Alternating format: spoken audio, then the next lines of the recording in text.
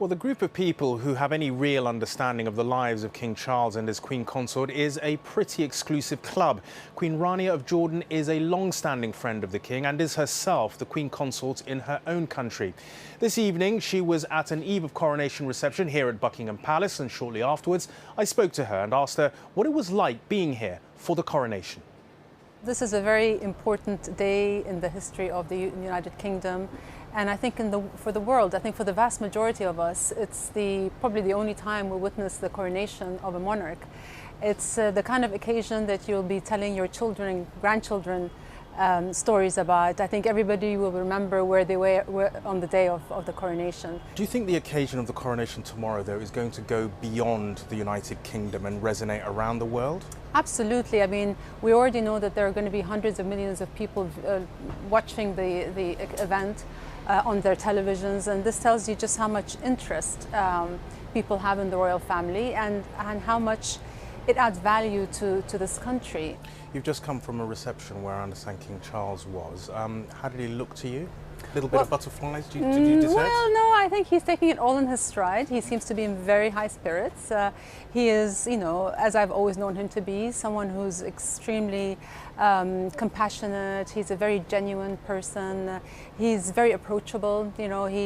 He's somebody who always has a way of making people feel at ease. Have you seen him change over the years? Because you've known him for a long time. Have you seen him change over the years in any way? I think he's just more... Fundamentally, he's the same. He's very values-driven, and he has the principles that he truly believes in. So the fundamentals of his character have not changed, but I think he's just grown more comfortable in his role. He's certainly more personable, and in many ways, I think we're the ones who have changed our view of him, because he's been ahead of us. When the environment, for example, we've all caught on to what he's been saying for years, that we are facing a cross-border existential threat that requires action today. And this is something he's been preaching for so long, since the 70s. And you know Queen Camilla very well as well. You hosted her, I think, in November last year.